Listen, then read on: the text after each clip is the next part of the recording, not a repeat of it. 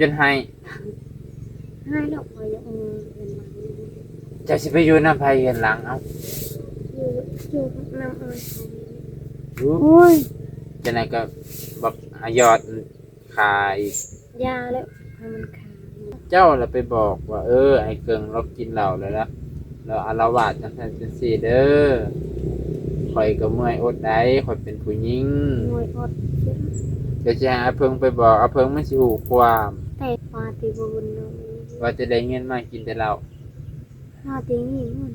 มีกี่ข้อมันลูกกิน อืมว่าจะมีเงิน พอได้กิน ต่อไปนี่ข่อยว่า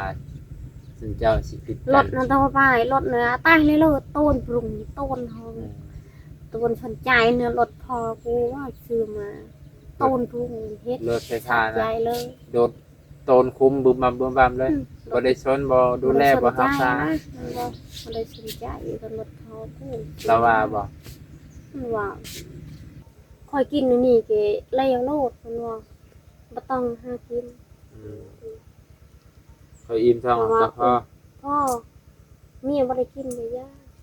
ให้มันเจ้าตายคือเขาว่าคือจะว่าแบบนี้ให้เจ้าตายเสียแล้ว อืม บ่ตอนนี้ อืม ให้คอยไปขุดจะรออีกไปแล้วไหมมันอยากเห็นนะไปแล้วไหมจะไปอยากถือถือคอนนี่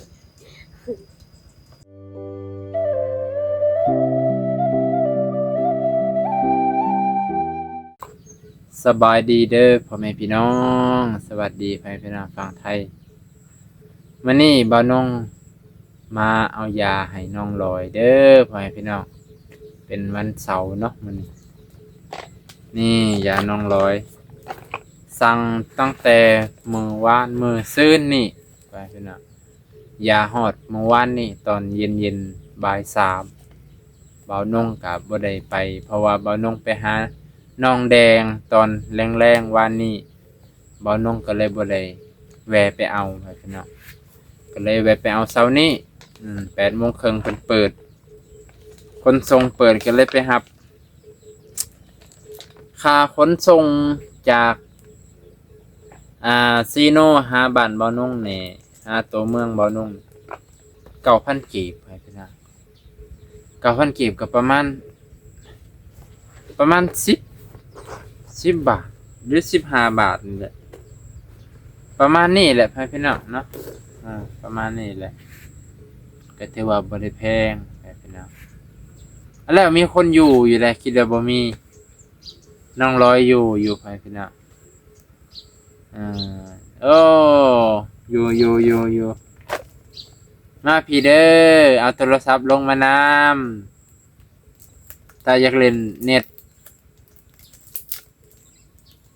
บ่าวน้องว่าสิเติมเน็ตให้เพิ่นเมื่อวานนี่ผัดลืมจดเบอร์เพิ่นไว้ลืมเอาเบอร์เพิ่นก็เลยมื้อนี้จะเอาเติมให้เพิ่นบ่าวน้องเติมผ่านอิหยังกับบัญชีไปพี่น้องถ้าเติมแบบเป็นบัตรเป็นขูดเอาคือสมัยแต่ก่อนอยู่ไทยนี่ก็เป็นบัตรเลยเนาะขูดแล้วก็เติมตามตัวเลขมื้อนี้ก็ได้สิเติมแบบ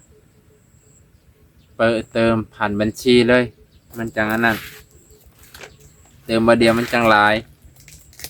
นี่ยา3 กล่องไปพี่น้อง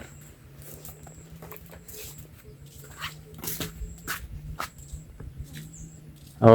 เพิ่นย่างมาเลยเด้อเพิ่นปาโตปลาแป้งแตงโตได้มื้อนี้อาบน้ำอาบในโอ้โหไอ้เครื่องบ่ใช่ เฮ็ดว่า ฮะจักว่าเสียงเราลาวบ่ปาดนะ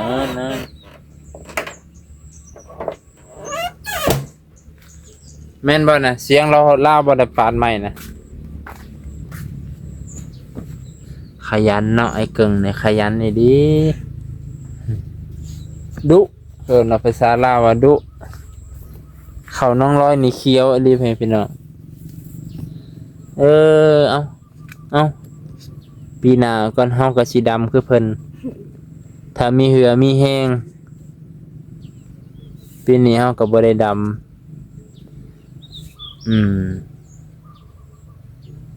พอบ่นงยังบ่มีผู้ใดปีหน้าถ้ามีคนในใจจะสิให้อะไรโอ้คัตเตอร์นี่ปาดยาให้คุณร้อยกันกินแล้วบ่ยา กิน ยาตัวนี้บ่ต้องบอกว่าคนกินเป็นเยอะยาบุญเพ่งไปใส่ กินบ่ได้ มันมีรับบ่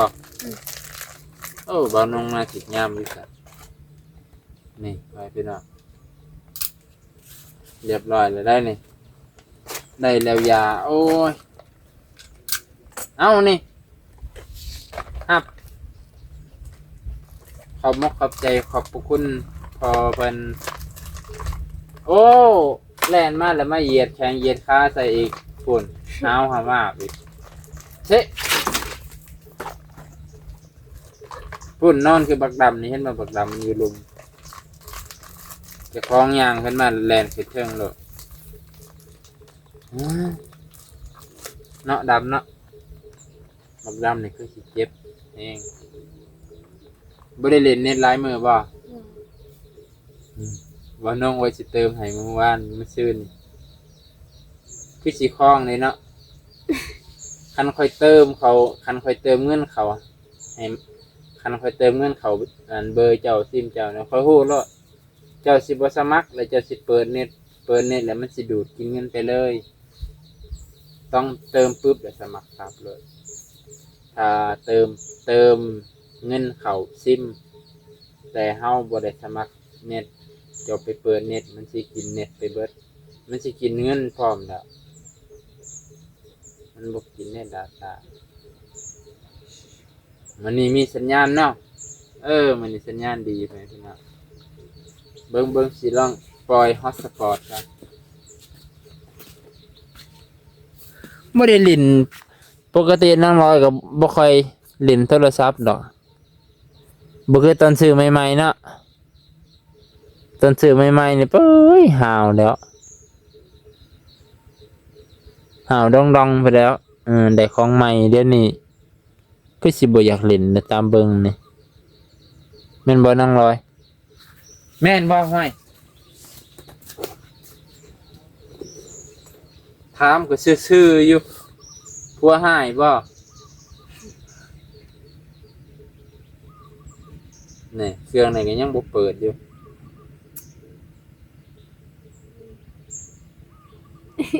เอ้า หายได้หายหวาน ไอ้เกิงหายจะบ่หายเรื่องหยัง โอ้ยมันกินเหล้าเลยกิน โอ้เจ้าหันหายแล้วกินเหล้า เหล้ามันเบาทิศด้วยเลย โอ้เราเว้าหยังแหน่เอ้า อุ้ย เราเว้ากับไฟนำบ่เราเว้าเกี่ยวกับไฟบ่บ่ สะท้อนนี่คือเสียวกันนั่นแหละ สองเสียวเนาะ มาให้ระบุจริงนะตะบนระบุมาให้ระบุมัน โอ้เมื่อวานนี่นักแฮง เริ่มลดไว้ตูนปลุกตูนห้องลดไปพายโอ้มันตั้ง มุน บ่ ไป ลายระเทน ใกล้สิมุนแล้ว มันชิมุนแล้วอันนี้ ถ้าเบิ่ง มันชีหอดบ่ ถ้าเบิ่งบาปกรรมท่านตาละพ่อแม่ FC ว่าแล้วเอาเงินมาให้นี่ให้เกิงกินเหล้าช่ำเจ้าเอาเงินให้ลาบ่ว่านี่ ค่ะ มื้อซื่นนี่เขาเอาเงินมาให้หั่น อันนั้นหันเงินหันไปแจ้งว่าลือสิห้าม ห้ามแสนเดียวหนึงเป็นกระสอบแล้วค่อยฮู้แสนเศร้านี่กระสอบหนึงแหละห้ามนั่นหมู2ตัวนี่คือได้เกือบคันเกลือแต่เช้าแรงก็เกลือได้เกือบเป็นเดือนมีเทื่อก็20มื้อ เกิดเสร็จนะ ซื้อหยังอีกบัดนี้ เกิดตอนมา ซื้อหยังอีก ไม่ได้ซื้อหยังเงินเลยสิหมด สิเบิดแล้ว มีตัวหลุดหลับมา เบิดไว้เด้อเบิดไว้เถอะเด้อ หนึ่งสองเศษมันลูก ยังเหลือ200,000ยังเหลือ300เงิน600ยังเหลือ300มันไปเจอเงลึตรงนี้มาให้ บ่แม่นน่ะเงิน1,100ยังเหลือ300เบิดไปแล้ว700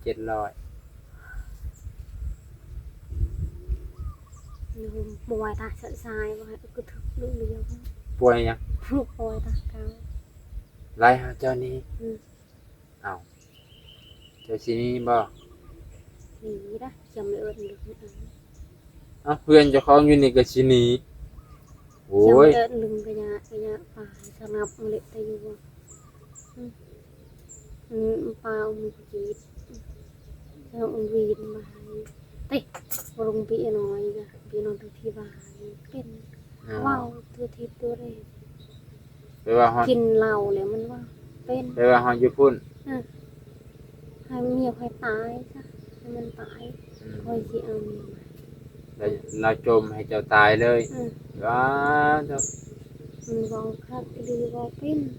มันกิน เจ้าก็บ่นกอันไหนสาธุเด้อ ไปเก่านี่เกิดสาบไหนเพราะที่เกิดมันสาบมา ขอให้เกิดชาติเดียวเนาะอืม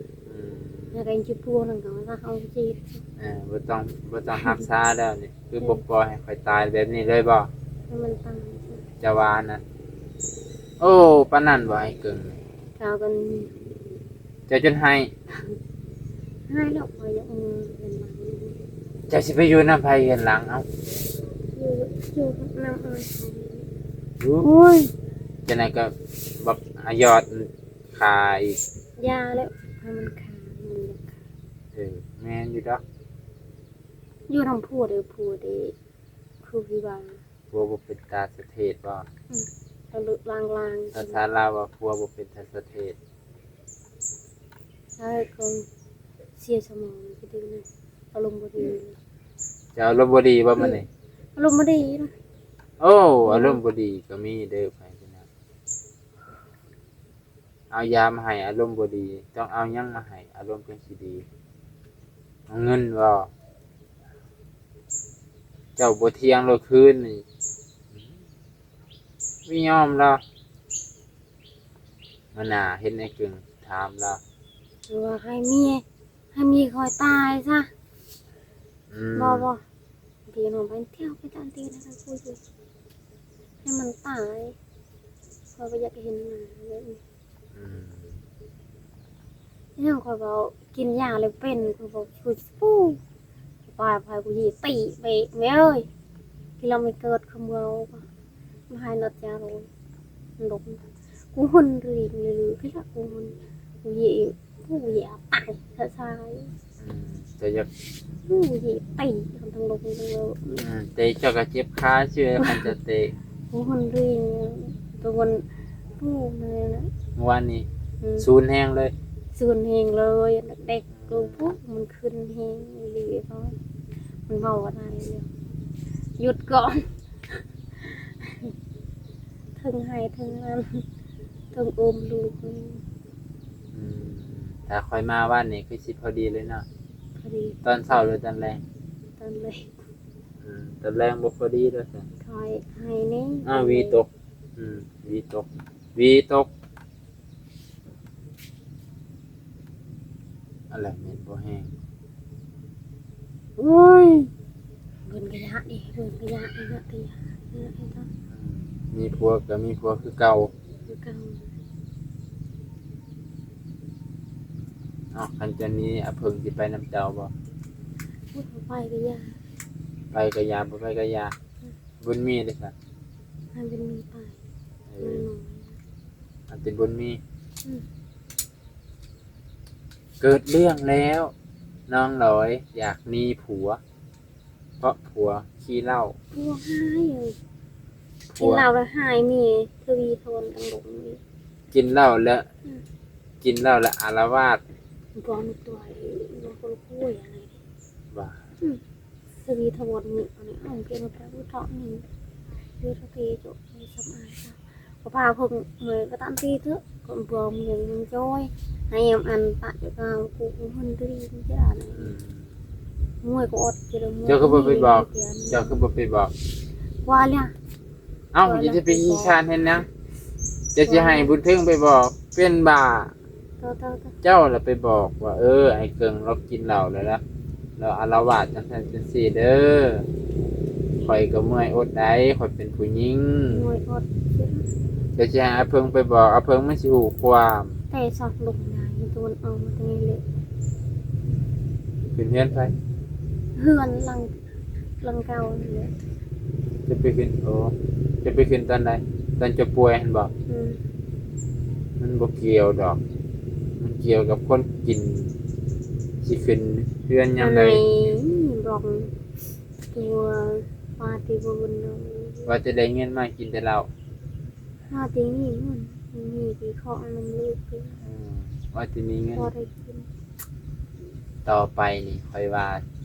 ซึ่งเจ้าสิผิด ร กั ถนั่นต้องไปรถเนื้อใต้เลยเลยต้นปรุงต้นทองต้นสนใจเนื้อรถพอกูว่าซื้อมาต้นปรุงเฮ็ด รถไฟฟ้า ใจ นะ เลย โดนโตนคุ้มบึมบัมเลยบ่ได้สนบ่ดูแลบ่รักษา มันได้สนใจกับรถพอกู เราว่าบ่ มันว่า ไอ้เกิงนะเว้า มันว่าเอง ป้าไอ้เกิงว่าบ่แม่นรถพ่อกูเด้อซื้อให้โดดคุ้มมาลึงพึ่งเพือดเด้รถไฟฟ้าสิพังแล้วตอนนี้นะ เขาอยู่อุกยางสิพัน ทุกข์ใจแฮงทุกข์ใจบ่ ขยะปะยก ผัวเฮ็ดใส่บ่เออทุกอกทุก ทั้ง ใจ เลยเลือกกูเเด้จะอดบ่ เคยอดงอนอดกับปะเป็นอยากเป็นห่างเป็น ทั้งสิเว้าเจ้าไปบ่แม่นว่าสิเอาตัวนี้บ่แม่นไปในน้ำใดเฮ็ดน้ำมือเฮ็ด สิไปสินี้เปิดอันนี้ มันเป็นสื่อของเจ้าเบิดนะเพิ่นบ่บานปากกล้วยเขาซอยแต่ก่อนปิดกับผัวอะไรนี้ทั้งที่เขาซอยเมียเพิ่นเขาเฮ็ดเฮือนให้แล้วบัดนี้จากผัวเก่าเพื่อนผัวเก่าก็เอาปึ๊บเขาซอยมาจนเมื่อยสิตายโอ้ยจะไปคิดจังซั่นเด้อว่ามันน่ะสินี้ไปดินเพื่อนเนี่ยเขาซอยให้เจ้าโดยเฉพาะลาวนั่นว่าเราเกือบบ่มีหยังใดว่าแม่นเขาว่าให้ปิดกันนั่นน่ะเขาว่าให้ปิดคนที่ซอยเจ้าเขาสิเสียใจ เกี่ยวกับอ้าวทันรับละเมียเขาต้องทำไมใช่ไหมดูไปอีก2 4ในใจเกาะอีกสาวเป็นไว้ไว้ทั้งคือเกาะตะปูนี่จิตใจด้วยเจ้าเลียดลือนี่ด้วยเลียดลือตรงนี้ค่ะก็เดินไป ซึ่งเจ้าสิบ่อยู่นํกันอย่างบ่มีความสุขถ้าซึ่งเจ้าบ่มีศีลบ่เสมอกันศีลบ่เสมอกันคือความดีบ่เสมอกันซึ่งเจ้าสิอยู่นํกันอย่างบ่มีความสุขคือเจ้านี่แหละนี่เป็นทุกข์ผัวเมามาเนี่ยอาละวาด ระบาดอยู่ อาละวาดอยู่ มันเห็ดลูก มันเฮ็ดจังได๋ไปหมู่บ้าน ตีบุญเพ่ง โอ้ขโมยดิ บุญเพ่งก็ให้ตีบ่ ตีมันตาย บุญเพ่งคือบ่แลน คนที่น้อง กินหลายกระดูกกระคองบัดโดนไปแต่เบิ่งอาเพิ่งได้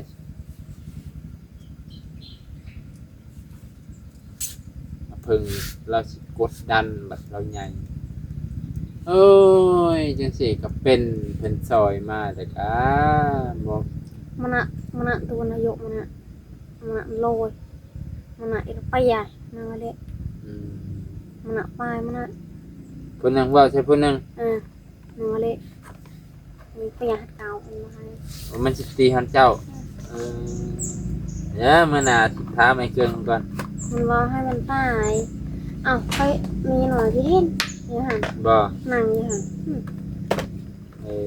ว่าใช้มีหน่อยเคยอยู่หั่นแล้ว จะว่า เคยฮู้บ่จ้ะ อ่า เคยเป็นเด็กน้อยบ่ เราบอก เค ใส่ ย แม่ เป็นผู้ใหญ่ เราบอกใส่แม่อีน้อยฟัง มีหน่อยสิฟัง โอ้ มีหน่อยว่าคือจะเป็นบ้าว่าเป็น อืม บ่เป็นบ้าคือว่าวมีว่าวคือรถไฟฟ้าทั้งรถคือต้นผึ่งต้นห้องเป็นรถพอคอยซื้อให้ อืม พอซื้อมาคอยขี่คือว่ามันตายก็ตาย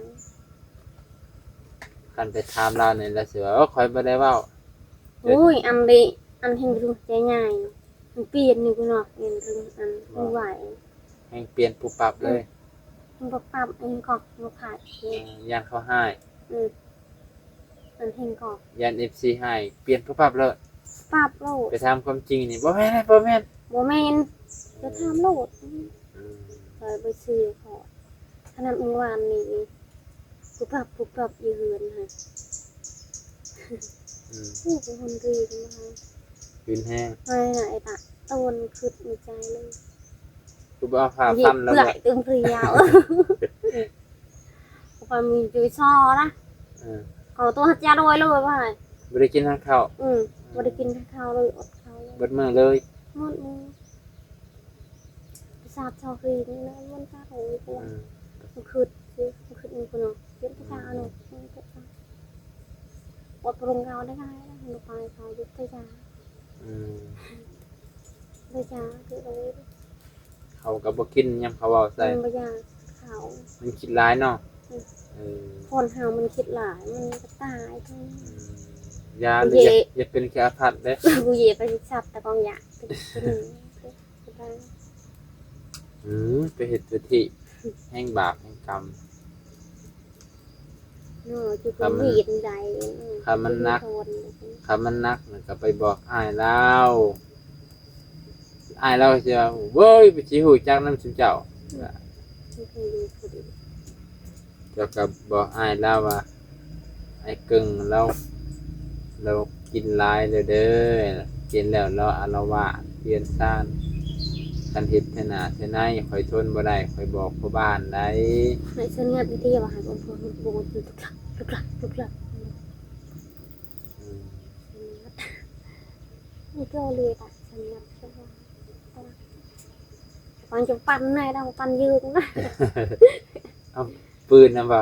ปืนเราอย่างยิงปืนนั่นใช่บอตอนนี้ อืม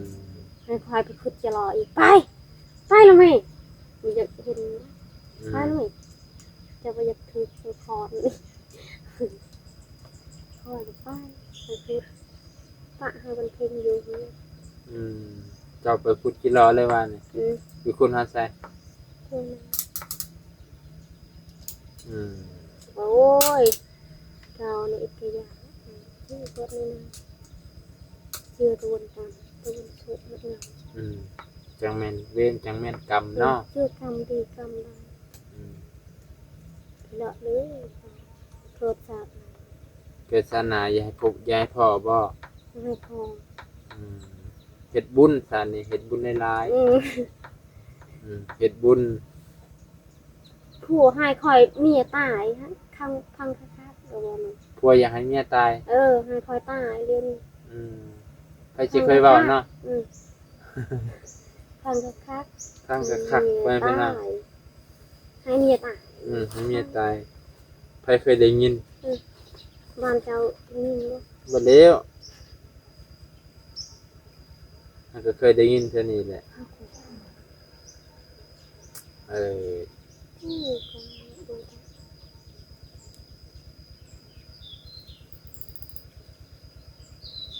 ที่คนนายติดคนนายมีคนนาย จะต้องไปบอกผู้หลักผู้ใหญ่ไว้ บอกเฒ่าแก่ในโฮมย่างไปบ่ฮอดใช่ป่ะซ้ำนี่ ติมัดคันติมัดคือวัน ไปแล้วก็บอกบ่แม่นสิบ่บอก อันไหนโดนเหือบล่องกันบอกมันได้กินเหล้ามันกินเหล้า บ่ไป อืม มันนอนมันบอกลาวมากไปที่ไปไป เมื่อวานนี้มันนอนอยู่นี่ อืม เมื่อวาน ใครจะเบาเล่าบ่มานะบ้าน เบาเล่าเพิ่นไปฮอดแต่กะลา มันนอนอยู่นี่อยู่ไปนอนอยู่เรือนพอเนาะ อืม มันนอนอยู่เรือนนั้นมันกินข้าวก่อนคอยกินอยู่นี่เกเลี้ยวโลดมันว่าบ่ต้องหากิน อืมเขาอิ่มท้องเอาก็พอ พ่อเมียบ่ได้กินเลยย่าให้มันเจ้าตายคือเขาบอกคือจะบอกแบบนี้ให้เจ้าตายเดี๋ยวว่า อืม คอยอยู่อุกมาโอ้คือบ่บอกแบบนี้ คือว่าจังซั่นโอ้ my god บ่อะไรครับ เมียผัวผมทำไมพูดอย่างนี้ เขาหาไว้เพื่อให้เป็นเพียเลยนะหัว ผ่าสิฟันเลยบ่ ผมก็ตูดเนาะ อารวาสเลยเนาะ คือประมาณคือเลยที่เราเป็นมันมันรีบคือ อืม เตือกtừ nàyเตือกพลังถึงสิ่งเดียวอ๋ออยู่เรื่องเขาหนึ่งเป็นเพราะเป็นเจ้า อารมณ์ยังบ่ดีอยู่ไปมานี่ดีเลยบ่หรือยังคืออยู่5,000บ่เนาะ เธอคอยนอนคือ เป็นรับเป็นจังดีเนาะ อืม ขอพี่น้องเอ้ย บุษะเมื่อวานนี้แหละไปลงห้วยเลยมันจะลงห้วยกินอิ่มเลยมากกินอิ่มเลยมาก กินอิ่มอยู่ห้วยนะ คือฟ้าหน้า อืม กินอิ่มเลยกินน้อยเลยจะไปใช่ไปเคยเห็นหน้าตาเชื่อ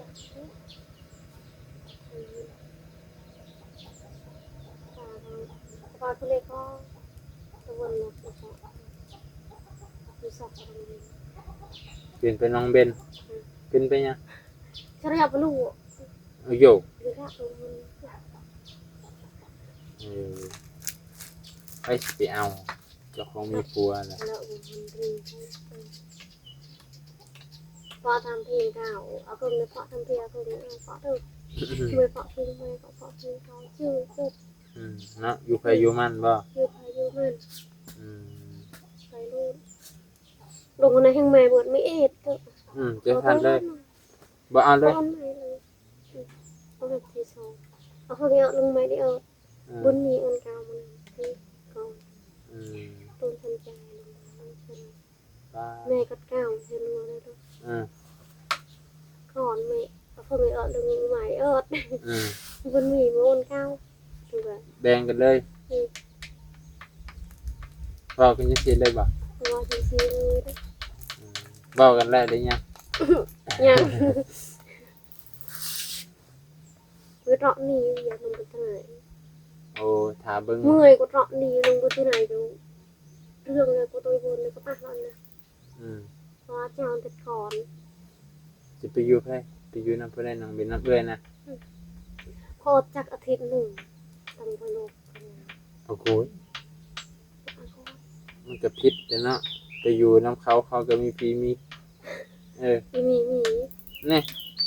เขาบริคิดแบบนั้น ก็บ่ได้คิดแต่ว่าเขาก็มี บริย่ามกระยะปะได้ เจ้าก็ไปบอกทาง เขาเมื่อยแล้ว เจ้าก็ไปบอกผู้หลักผู้ใหญ่ทางนี้เลย โอ้เขามี อืม เขามีคนมักกระยะเขาเป็นคนเดียวเหงียบ งอมเงียบๆโอ้ยถ้าเบิ่งไอ้เกิงมาสิถามไอ้เกิงให้พี่น้อง ถามแล้วถ้ามันเปลี่ยนใหม่อีก อืม มันได้ฉลาดมันฉลาดคือมา จักไผสลัดแล้ว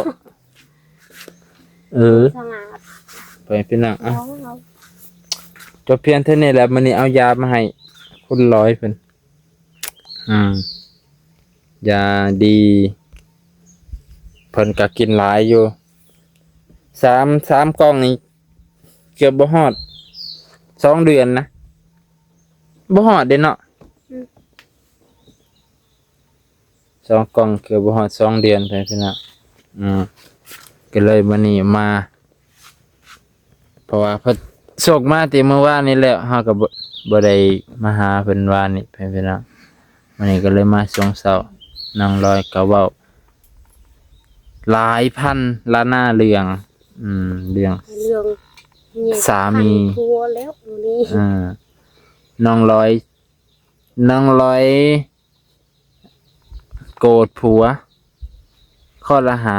เมาสุรา ปวดมันเมาเรื่องเมื่อวานเนาะ มันว่ามันเห็ดซึ่งอยู่หันมันอยากเมาคอยจัก อยากโจมตีเจ้าบ่า มันจะตีแล้ววันเสาร์นี้เลย เป็นระหว่างเลยระหว่างมีเบิ่ง เจ้าบอกไปบอก คอมันก็ ไปบอกพูน เขาเบาเครือยอดได้เอานี่แบบนั้นเนี่ยไอ้ยอด คือนองคอยแบบนี้แหล้วโอ้ยคือผู้หญิงเลย เจ้าก็ไปบอกทางพูน เขาเย่ปอดตรงเพลงนี่เขาเรียกตรงเพลงนี่ไม่ปอดปะไหน จะไปอยู่นำกองแพงโอ้ย ใช่ตรงเพลงที่ตะวันกระยะไอ้ยิมกระตะวันกระยะไปใช่ไหมสบาย สบายเนาะ สบายใช่พี่อุปองที่ตะวันกระยะไปยังไง เนาะ สบายเด็กบนกอนกระยะเร็วแต่โดย ลองเบิ้งเลยพอดีแหละเบาเล่าเพิ่นสิปวดหัวไปเฮ็ดจังซั่น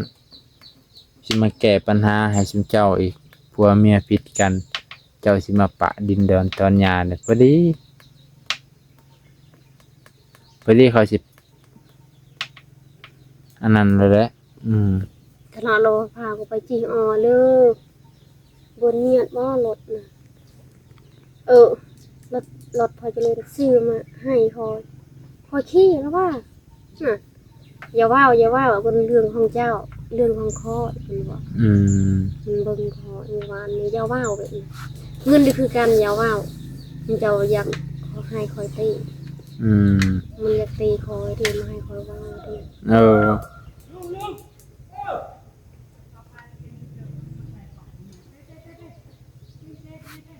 มาให้คอยว่าอีกโอ้โหมันคอยว่าเลยอย่ามันตีคอยมันคอยว่าเลยพ่อแม่พี่น้องจบเพียงเท่านี้ก็น้องร้อยโมโหผัวแห้งแล้วตอนนี้พ่อเขาจะขาผัวเพิ่นแหละผัวก็อยากขาน้องร้อยยามเวลาเมามายามันเมาอินยันมาเมาแล้วดีไปหากินเที่ยวห้วยบ่ดีแต่ยามเมาบ่เมาบ่ดีแต่ยามเมาไปพี่น้องจบเพียงเท่านี้แหละสู้ๆเด้อน้องร้อยเด้ออย่าปะลูกปะผัวได้ปะกับจังปะของเพลงที่ก็อยากอยู่คือสาวพรก็เฮ็ดเอาไปพี่น้องจบเพียงเท่านี้ก่อนไปตีอีกสบายดี อีกอยากใช่ปะ